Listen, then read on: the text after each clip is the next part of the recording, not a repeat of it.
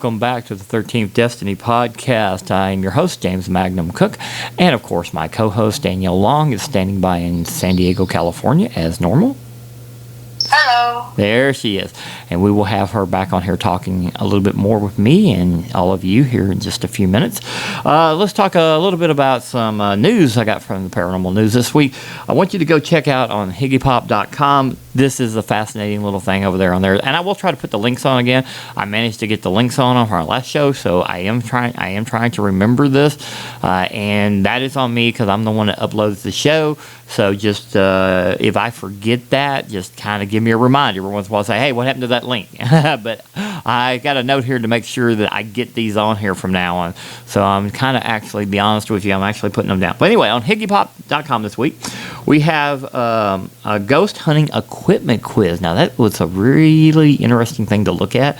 So if you're into the ghost hunting or want to be into the ghost hunting, check out this little quiz on the ghost hunting equipment and see what your knowledge of the ghost hunting equipment really is.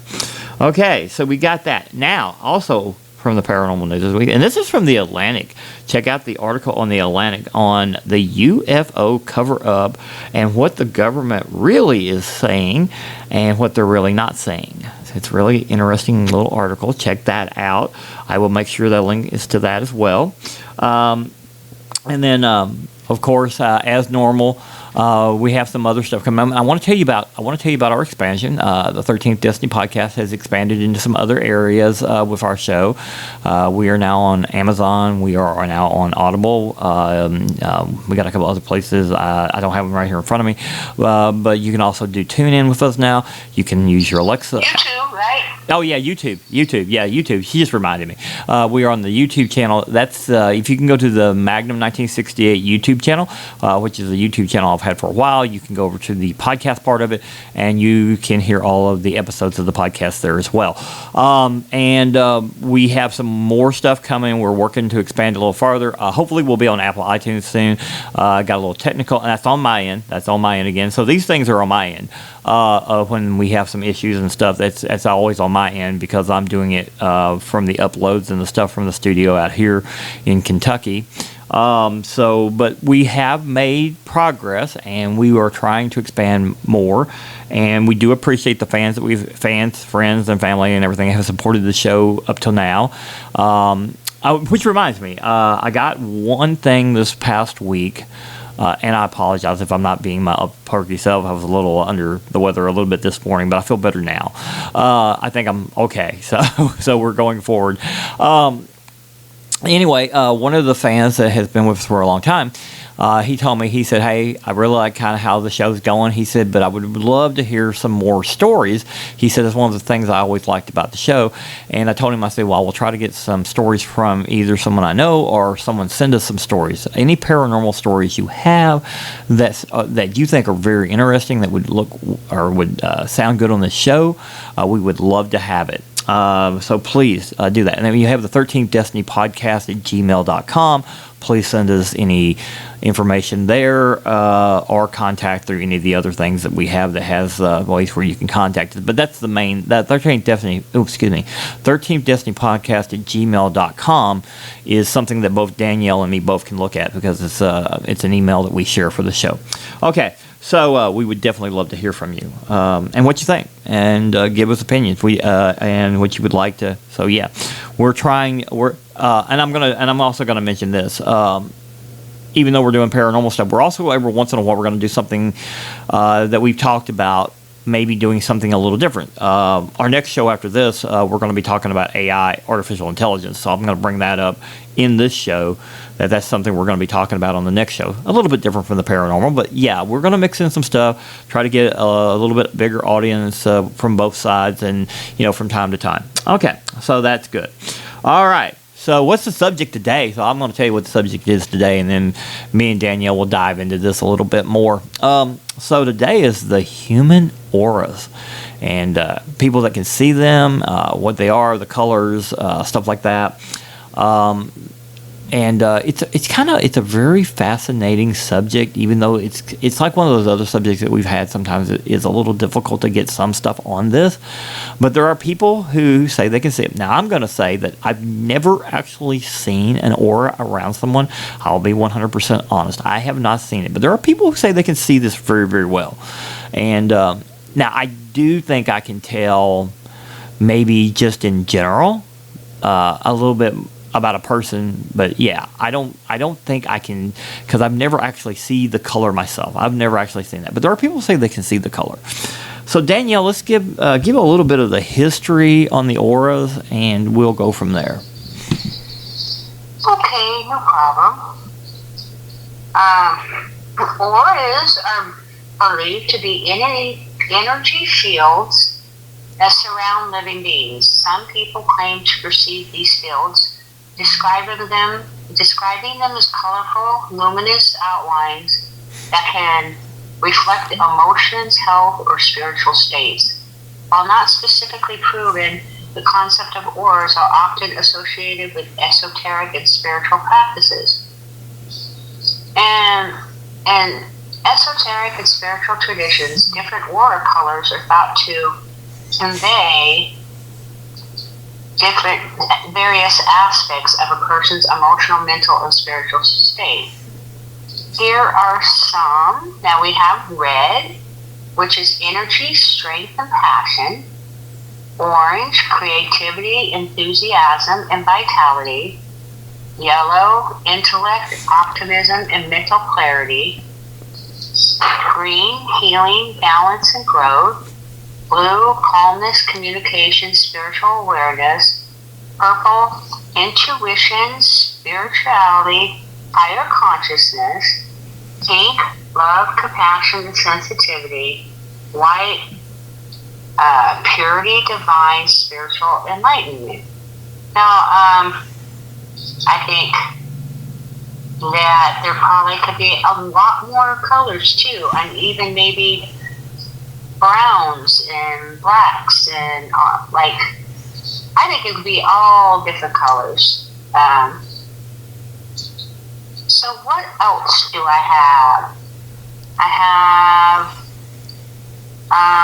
while some people can see them, I can't see auras at all, and some people do not see them. They're often considered subjective and a personal experience rooted in individual beliefs and perceptions, rather than scientifically established phenomena. Now, some people think that auras and vibes kind of are the same thing, but they're not exactly the same thing. So vibes is short for like vibrations, and is more broadly used to describe the energy or atmosphere of a person, place, or situation gives off.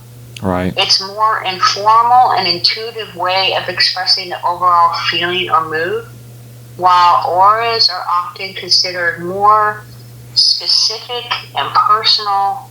Vibes are a broader and less defined perception of energy or ambience. It is believed that everyone does have an aura. It's like an energy field around the body. Now, everybody has different, like, I went and saw on YouTube what different people thought, what they thought auras looked like, and I think it's mostly like around the body in different colors and stuff, but some people kind of see it differently. Right. You can see like colors radiating around the body. Each color is associated with emotions, state of mind, an aspect of a person's being. Some people describe auras as gentle glow, while others see distinct layers or patterns.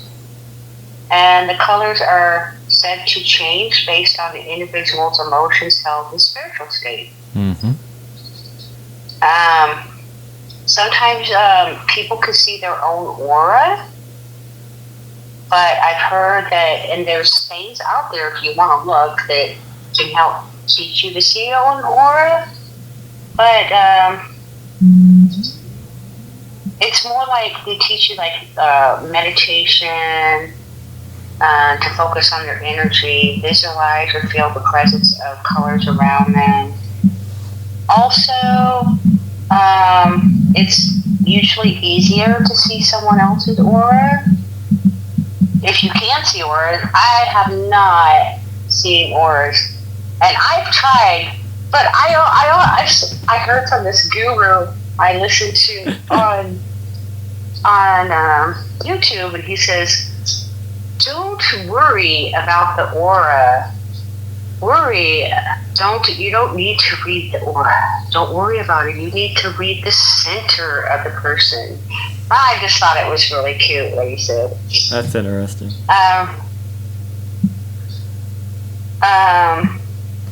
In esoteric and spiritual beliefs, the colors of auras are thought to represent different aspects. Okay, so I went through that already. Now, in some esoteric and spiritual traditions, the placement of colors within the aura is believed to convey specific information about an individual's physical, emotional, spiritual state. So here we go. It's kind of like the chakras. Now, we have around the base of the spine, you can see, it's called the root area. It's concerned with grounding, survival instincts, and physical well-being. Around the lower abdomen, the sacral area, tied to emotions, relationships, and creativity. Around the solar plexus, upper abdomen, related to personal power, confidence, and vitality. Around the throat center, connected to communication, self-expression, and creativity. Around the heart center reflects emotions, love, and compassion. And then we have the third eye, which is intuition, insight, and spiritual awareness. And then we have the head of the crown, associated with higher spiritual connection, wisdom, and consciousness.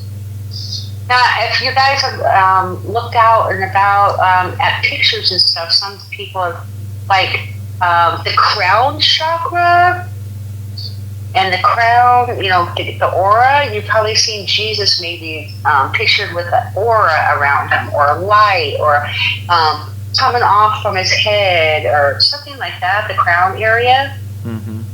Our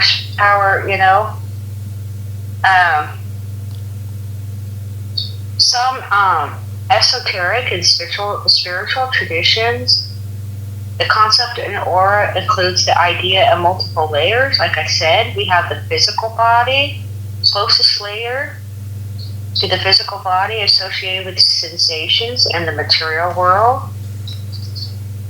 Etheric body linked to the life force, energy, and vital functions, often considered a blueprint for the physical body. Emotional body connected to feelings, emotions, and personal relationships. Mental body associated with thoughts, intellect, and processes. Casual body tied to the higher mental and spiritual planes, representing the soul's evolution and karmic patterns. These layers are often depicted as concentric sheets or layers, each vibrating at a different frequency. The idea is that disturbances or imbalances in one layer can affect the others. It's essential to note that these concepts are part of a metaphysical traditions. Now there's also a way to be able to,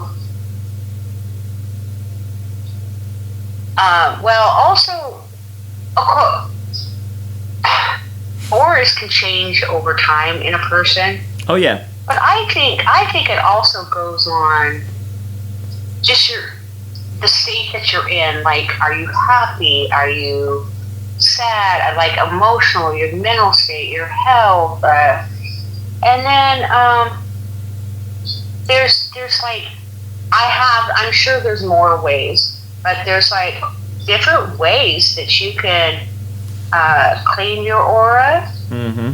You can meditate, engage in meditation to promote relaxation and balance. Focused breathing and visualization techniques are used to cleanse and purify the energy surrounding the body.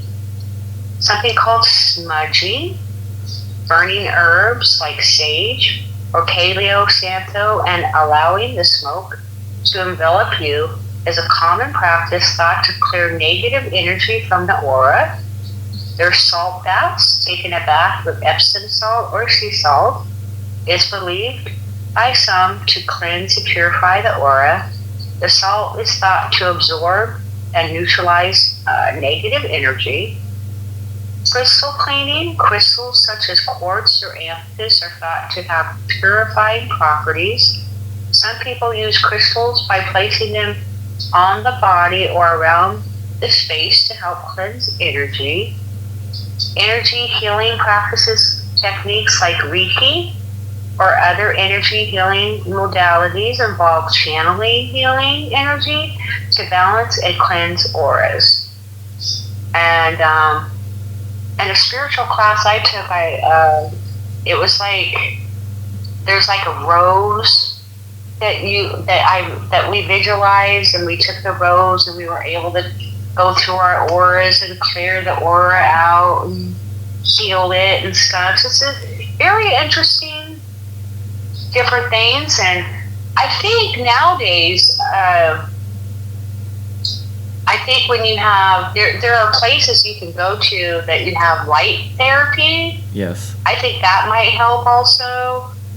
Sound therapy, those types of therapy I think also help. So those are more like natural ways to but I've tried to find a whole lot on the auras, and I didn't find. That's about all that I found on auras. Mm-hmm. So no, well, and by the way, you just threw me off a little bit because I didn't even know that you'd taken that class and the auras was involved with that. That's fascinating. I learned something while I'm listening to you talk to everybody else.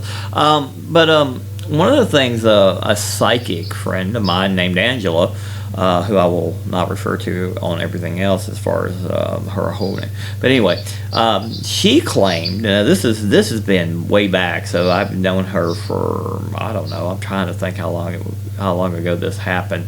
It's probably been, I'm trying to remember the time frame. It's got to be, it's probably somewhere around over 15, 20 years ago. So probably sometime in the time frame that I've known you. But I do remember her talking to me one time, and she said, and she actually said she could see my aura, and this is something that's fascinating about that. And she said, but yours is interesting. And I said, why is mine interesting? She said, because yours looks like it fluctates. And I'm like, fluctuates? And that goes back to what you were saying about mood and stuff, and you know me well. I can I'll be honest, and most that do know me well know I can go a little up and down, but I do remember her saying that. And she said, and here's the other thing, she said, but it's mostly she said, you have mostly a red. She said, and that can go two different directions. I was like, ooh. And I never really looked it up all that much back in those days. And before we did the show, I did look it up, and I go, wow. Yeah, that's interesting, because it can be all across the board there, depending on the shades of the red. Wow. I don't know if that's part of it's positive, part of it's negative. So I guess it depends on which what I'm portraying. But going back to the cleansing and all that, I think that also portrays pretty much anything that is negative in your life. That you there's lots of different things that you can use to, cleanse that. And then obviously if you can cleanse the aura as well, that's and you just brought all that up. So it was just really interesting that it hit me about her and what she had said. And I had looked this up a little bit, and I go, oh, wow, I didn't even really care about it that much back then. I don't know. And like you said, about the whole it can change over a period of time, and like she said, fluctuation. That's her claim. She claims to be a psychic. She knew some things about me that she shouldn't have known. Let's put it that way. When I first met her, and I was like, wow. Just so I believe that she has some kind of power, or otherwise I wouldn't have brought it up. Yeah, I think the whole aura thing is very fascinating.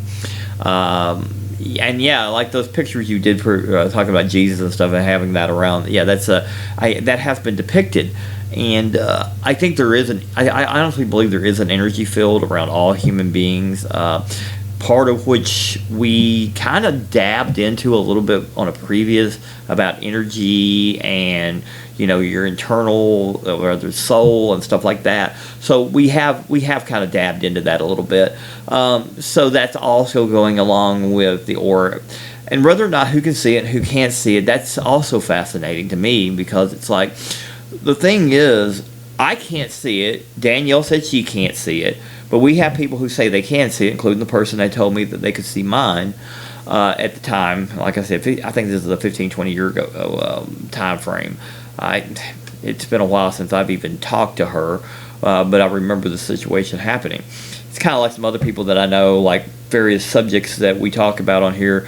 There are some things that I know some people that are related to some of the subjects we could be talking about that have crossed me in my life, which is interesting that we talk about these things on the show, and I do have some real world contact with some people over a certain period of time. But then again, I think I've had a lot of contact with a lot of people with all the different things I've done, so it kind of makes sense that I'm going to cross different people for different reasons. But being able to see it and being able to cleanse it, these two things are fascinating. And I know you did see how. What do you think? I said. By the way, I didn't know you took that class. What do you really think about the changes and the being able to cleanse the aura and all that? Do you think that let me try to put this into perspective of what I'm thinking about here. Is it possible to cleanse the aura of completely negative energy and turn it into positive energy? Do you think that's possible? I was asking you, Danielle. Oh, that's like turn it into positive. I think there's ways taken negative. But okay, so auras are like there's different layers, right? Different colors. Right. And if something is going wrong in one of the layers, then you can go in and you can fix it and heal it. Right. So is it necessarily turning a negative into a positive? I guess so. You can say that.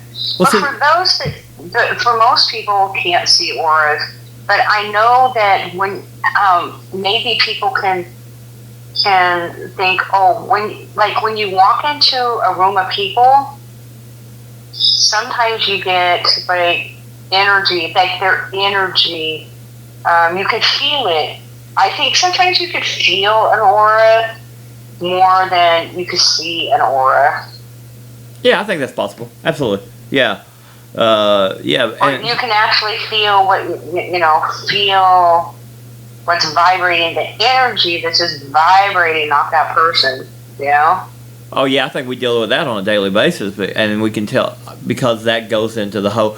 I think from what I have looked at and what I've been told, I think with the aura, the aura is part of the overall person, and if this aura is negative, I'm gonna use negative for the example.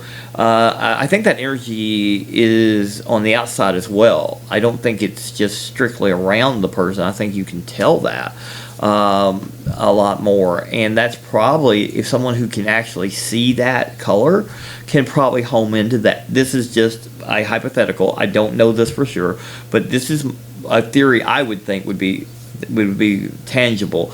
Is the person that can see this can see the color and how negative, and yet those of you like you and me that cannot see this, because I can't see it, I'll be honest, you said you can't see it, but at the same time we can pick up on some things that are maybe transferring to us a little bit, but we can't see the actual color, and we can tell that this person is a negative or a positive type person. Yeah, you can do this in psychology and stuff too as well. But I think on this aspect, it's like you're homing in on something, like you said, in a room of people. Like, why is this particular person, even though maybe you're not interacting with them directly, why are you homing in on that? And then maybe we're homing in on some stuff that if we had the ability to see the aura, we'd be like, oh, wow, no wonder. It's kind of like, okay, well, no wonder the way you're acting like that, because, well, okay, we get this now. I can't imagine the people like the one that I know.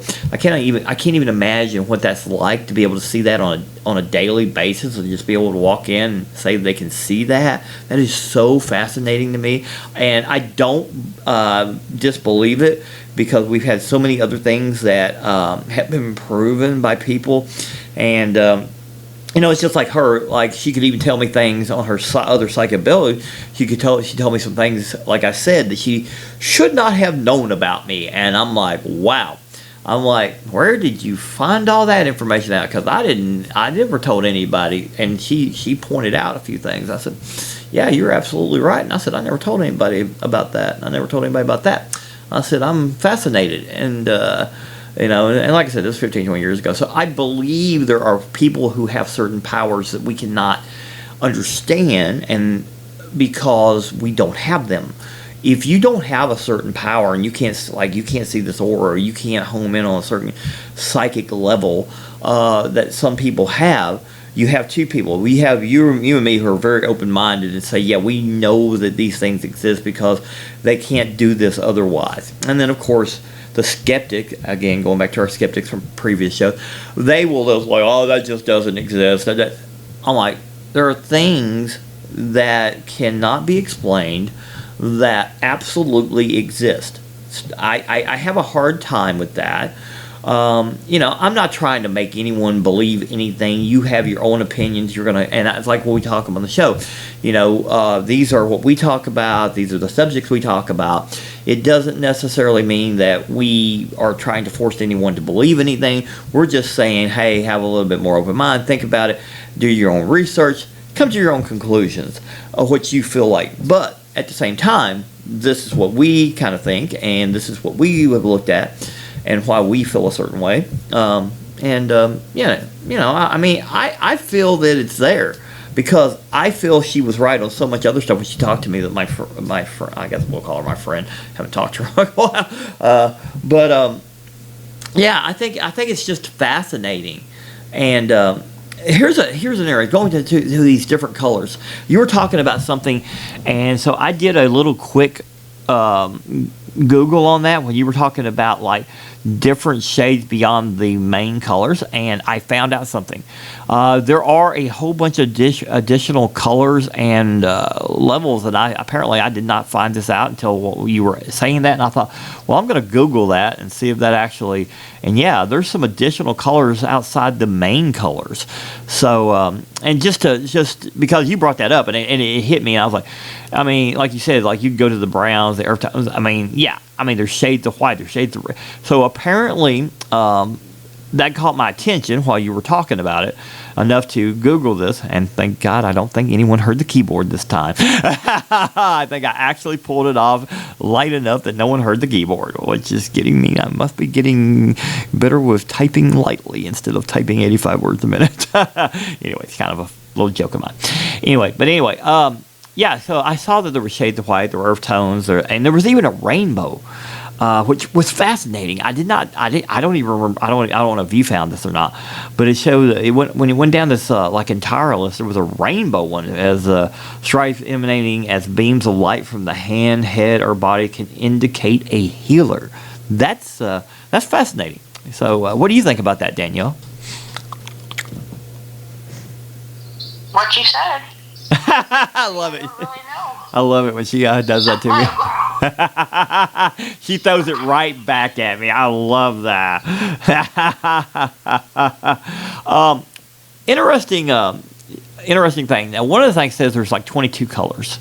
Was that something that you found, that they said there's 22 total colors?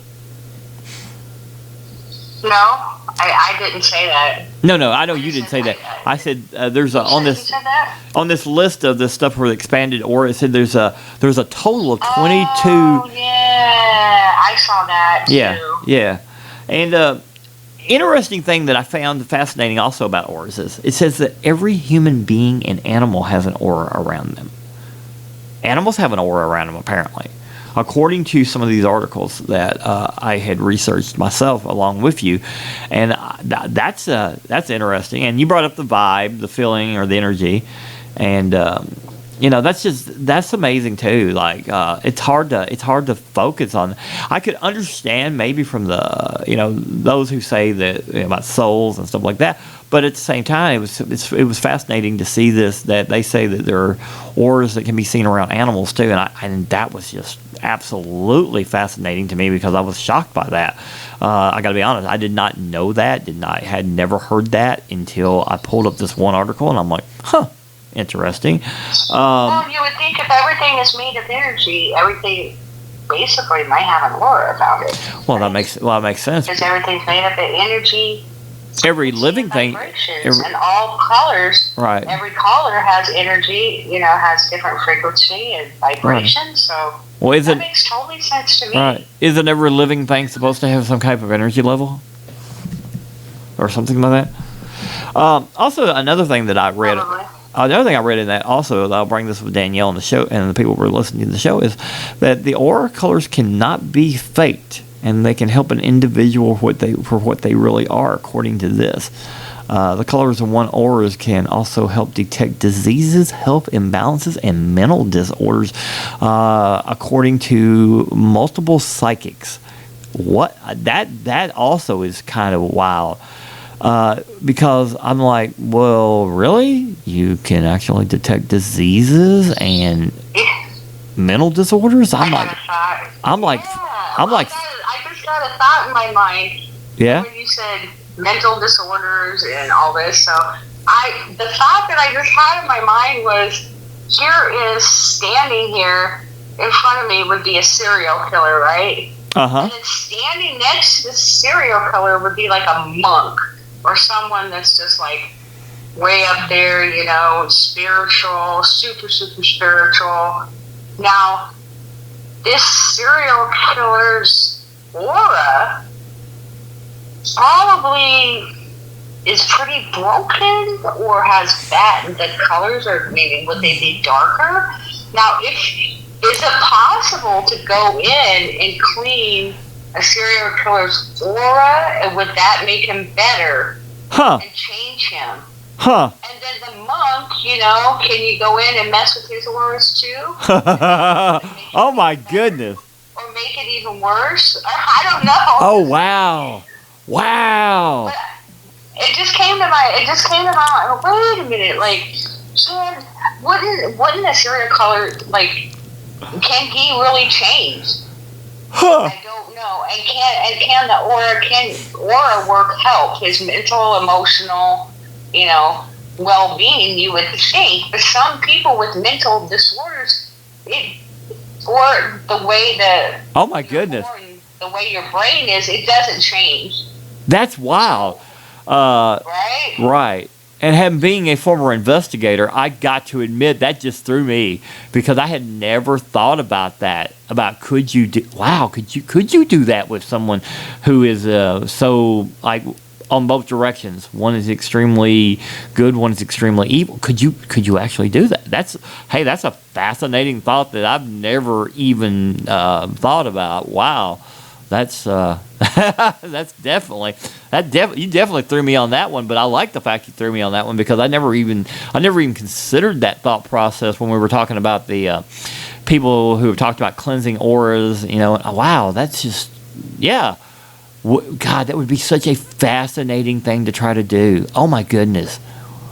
Whether you believe this or not, that would be a fascinating experiment to try. And like someone that's truly evil, try and clear, like, help them clear their aura. Right. Stuff. Wow. But I don't know if it would ever stop them from doing evil or not. Well, that's the thing is, if the aura, if it's, if they have a mental disorder, then Yeah. Sometimes that mental disorder doesn't ever change. Exactly. Or if there's damage to the So brain, I don't or know. there's been some. Is that mental disorder part of the aura? Well, that's a good point. And there's also been some. There's or been vice versa, or a part of the mental disorder. I don't know. right. And there's also been some. I just kind of exploring and just asking. I like this though. Yeah, and there's been some research done on people who've had damage to their brains that have become evil after damage have become a totally different. Their personality had completely changed. So that was that part of was that not necessarily not everybody. Across the board. Some people were extremely evil to start with, and some people were extremely good. So, but there has been some research. It's not 100%. Just like anything else we talk about. I don't think there's ever 100% on anything, like I've mentioned before. But with this, what you just brought up, I am so fascinated with what you just brought up, and I don't know. I might have to dive into that a little bit more at some point just to figure out if anyone has ever even attempted something. I've never heard of that, but I wonder if someone has ever at least did one. I don't even know if they'd even accept it or even want it. Well, I don't think the person themselves would want it, but the question is, how would you go about that without them wanting to accept that? See, that's the harder part. I think someone who wants to cleanse, this is just again a thought process. I think someone who wants to cleanse their aura, that's somebody who wants to. But if this person is so evil and so, a serial killer is like one of the ultimate evils of the world. I mean, it just is. Just from my background, the things I've dealt with, I know this. These people are really, really what we will call among the most despicable human beings on this planet. Okay, because they've got this whole notion of I just don't care, and I'm going to kill this person, I'm going to kill this person, and I'm just going to kill as many people as I can. So if they are so into that, how would they accept that? I'm with you on that one. How would they accept that? And so I'm thinking to myself here. There's been some very evil people throughout our histories, and I don't know that they would accept that. Now, how do I see here? How would I? Well, if they did accept it, and someone could go in and help them and clear their auras and stuff. Yeah, and if they did, and if maybe that guru was talking about the core of a person, and don't worry too much as the aura, because the core of that person must be pretty bad, right? Okay, so yeah, that goes back to what you were mentioning back towards the beginning of the show about the core. Yeah, so if the core is the more important part of this aspect of a person, as the guru has mentioned, that would make more sense. That maybe you can't. Maybe a person who. Okay, I think I just figured this out. On the cleansing, and this is just my thought process. The person who wants to accept that can do that. But if their core is so bad, they probably wouldn't accept that. So we're probably looking at two totally different things on the end of the spectrum of this particular stuff that we're talking about. And I would love to hear from somebody. I would love to hear from somebody on this, what we're just here now discussing, whether or not they have any thought on that, or have some knowledge of this, because that would be something I would love to know about, because I don't know, like you said, like we had a hard time with this, a couple of different subjects, and like this was kind of a hard subject to get a lot of stuff on, even though it's one of those things where you go, well, there's a lot, but it's kind of repetitive. Most of the stuff, like you and I both got, a lot of the stuff is repetitive of the same stuff on it, but there is stuff out there about it. I would love to know what we just mentioned, whether or not anyone has ever dove into that, because, wow, that would be so fascinating in so many different levels. But yeah, the core, going back to the guru and the core. So the core probably is the more important thing. So this is the core level of the person. So the serial killer may not be able to accept or whatever. So that would that's always going to be in their nature, which is, and I don't I don't like serial killers. Obviously, I don't think anybody unless they're a serial killer themselves, I guess. You know what I mean? But here's my thing. If someone were able to be changed, absolutely. I mean, there's various things that people have changed their lives and stuff. But with that particular type of person, it has not been known to happen, as far as I know. Not to a complete turnaround. That they've still had that in their system, and so I don't know. I think it. I think because there's a difference, and I try not to bring this up, even though with some of that background I have. There's a big difference in someone who. How do I explain this? There's a big difference in someone who, let's take a murder, for example. There's a big difference in somebody who did a murder out of left field and someone who keeps killing people over and over. That's a big, big difference. Big difference. Granted, they're both crimes, they're all that stuff. But the one is a person focused on trying to kill as many people as possible. To whatever they believe, their notoriety or whatever they believe in their head. So I'm not real sure about this, how the connection on the aura would go, but I go back to what you said about it's going to be more important about the core of the person, as the guru had mentioned. So yeah, that's just my take on that. You know what? I just had another thought. Okay. Is it okay? Okay. So, I was thinking, so the aura extends around our body, right? A certain amount? Yes. So what if you go up to a person or someone and you give them a hug and they give you a hug, or you sit right next to them where like you're almost touching, or you have sex with the person. Does your aura affect their aura and their aura affect yours? Oh wow! And could you bring down someone's aura if you're like,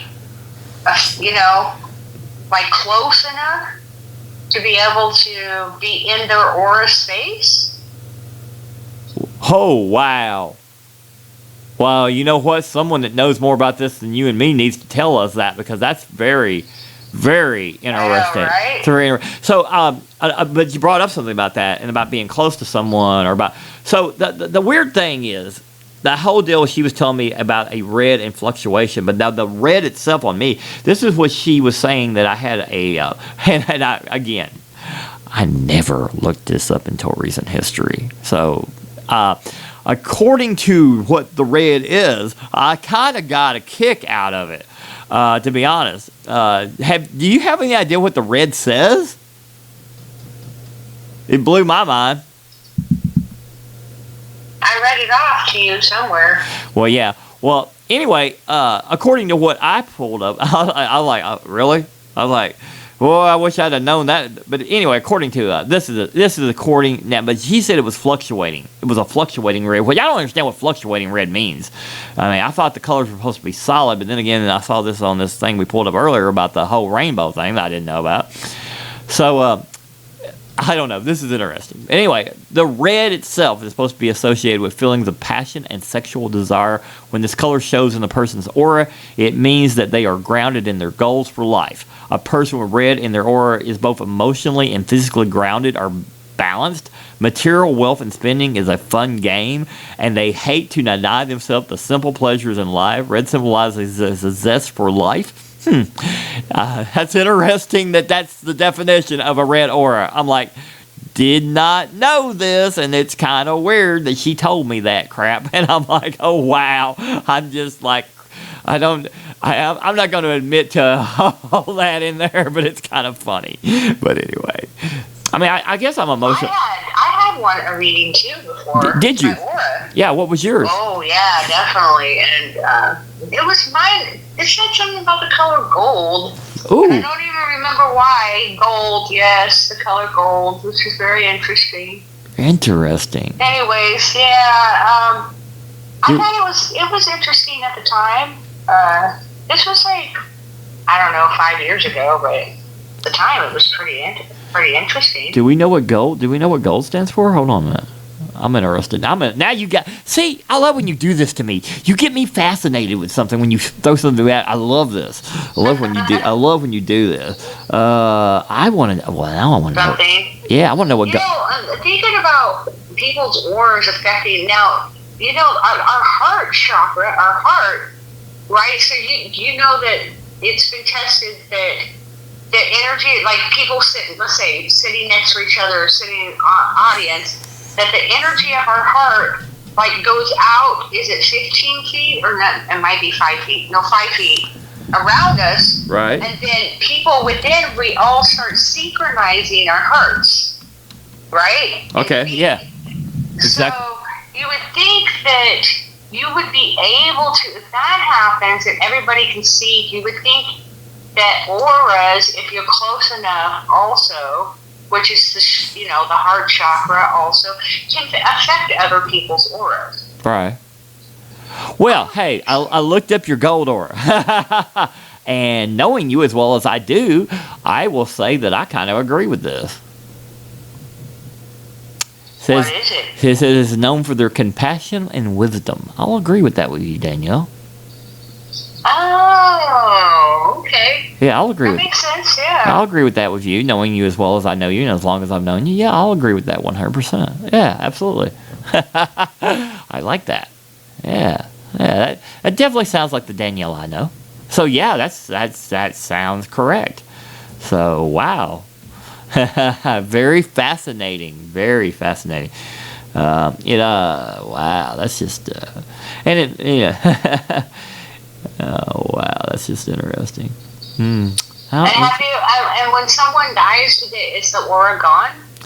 Or is an aura okay, see, around? These are like the questions I like to ask. Or is the aura around only a physical body? See, that's what I would think. I would think that the aura is only around a physical living body, and here's what. And that's an opinion. This is an opinion. I like to, when I say these things, I like to say why I say these, and I make sure people know it's just my personal opinion. And if someone wants to correct me that knows more about this than me, but this is just my opinion. My opinion on this would be that it is only around the physical body because once dead, energy is gone. Your energy's gone. So I mean that's a known fact. I mean you're not doing anything. And if you go over to our spiritual world and we're talking ghosts and all that kind of stuff or our other people, I mean something escapes from. You're saying energy is gone? Well, the energy. We're energy beings. We change into a different form of energy. Well, that's what I think. That's what I'm saying. I'm saying. Right. I'm saying. Energy. Right, I'm saying the physical body itself is not the energy. The energy is with a live body. That's why they call it life force. Life force. Oh God. So when you die, you're full of energy, right? Yeah, life force. Yeah. Just don't ever watch it. Just don't ever watch that movie. Anyway. Life force. No, it's not a good movie. It's okay for what it is. It's just how do I explain that? It wasn't Life Force. Somebody that's been in Life Force or was involved with the movie. It's an older movie, so a lot of people are probably not even aware what it was based on a. It was based on a book of like space vampires and stuff, and it was just, I watched this movie one night late, and I go, okay, look, man, I love like even like bad movies and stuff. I had a very good friend that me and him used to sit around and watch very bad movies and stuff, and some of the really bad movies they're good for what they are. It just threw me a lot. I'm going, it's one of those things where you go, these guys had a really good budget. I made some movies and they're horrible, and I know that. But they're good for what they are. But I didn't have the money that these people have. And I was sitting there, I'm going like, God, these people had money, and it's like, God, come on, couldn't you have done better with this? But I mean, for what it is, it's an okay movie. I don't know how we got on this, but it's just funny, you guys. Because you said Life Force, and that was the first thing that popped in my mind. Because every time I hear Life Force, I just automatically my mind goes to this movie because I guess this movie is so in my head for so long, And I don't know. It's an interesting movie. I think for what it is. I mean, it had some decent effects and stuff. I mean, it just didn't play out the way quite, I guess, that I thought, and it was just a little different. But I mean, some people really like the movie. I mean, I didn't dislike the movie. I just say the movie is not what I expected. I don't really dislike anybody's movie. I think maybe because I've made some, and I don't really dislike anyone's movie because, hey, they liked it, somebody liked it. There's always someone that likes something that isn't even like the top thing. But a funny thing is Danielle and daughter used to work for me, and so everybody that knows me knows that I worked in modeling and stuff. But the funniest thing that happened with a model on a shoot one time, I don't know, I guess that we got into this now all of a sudden, is that she brought up Life Force, and I said, don't tell me you like that movie really, really well. She said, no. She said, I'm telling you about how weird that movie is. I'm like, yeah, I get that. I said, it's a little over the top, I'll admit, for like a kind of like a vampire science fiction horror movie mix. It was different. It was, but like I said, I don't really trash anyone's movie. It was just different, but yeah, I mean, obviously I watched it. I think I actually watched it a couple times actually, but anyway, so I didn't really hate the movie, obviously. And yeah. But as I told you not too long ago, Adam was the guy's name. Me and him used to sit around and watch a lot of crazy movies and stuff. So yeah, we had good times. Well, anyway, back to the aura real quick. So I'm sorry about getting off the subject there a little bit, but I guess it was just funny. I guess these, without being able to see them, you and I don't have a complete in-depth ability to know as much about them as we would love to know about them. So what I'm going to talk about just for a few more minutes here before we close out the 13th Destiny podcast today is if you have the ability to see these or you know something about auras more than what we talked about today on the show, we would really, really love to hear about it. Any show that we've had of recent, we are going to constantly ask you, please, if you hear the show, even if it's 3 or 4 weeks out or later, and you hear the show and you have a story about it, we can always come back to a subject. If you have something really good to tell us, or did we, and this is on me, did I miss something? Hey, was there something more we could have done about something that we didn't? We want to hear from you. Anyone who's listening to the show, we want to hear from you. We want to expand the show, as I said earlier. So please, if you hear this and you have knowledge of this or anything else that we've talked about in recent weeks, please contact us at the 13th Destiny podcast at gmail.com. Please let us know. Please let us know you're listening. Please, because we're trying to make this show better. We're getting better. I know we're getting better. The show has changed a lot, and it's changed for the better. We've expanded again, like I said earlier. So anyway, if you got knowledge on this, and I'm gonna let Danielle add anything she wants to that before I start closing out.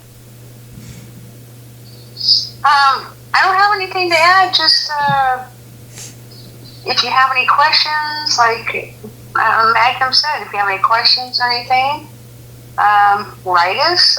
We'll put the email below. Absolutely.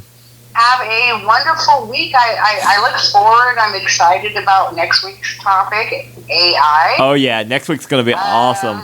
Off the top, Danielle and I have. Subscribe, like, and share us. Absolutely, and I think me and Danielle will have a lot on AI as of next week because I ran into some AI issues in the past week, yeah.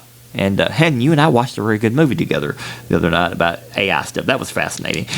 So yeah, we're gonna have a really good show next week, and I hope you will all check that out. And Danielle, thank you for being here today, and I will start closing out the 13th Destiny. All right, thank you everyone. God bless you, and please listen to the 13th. See you next week. Absolutely, next week. Bye, Danielle. Thank you.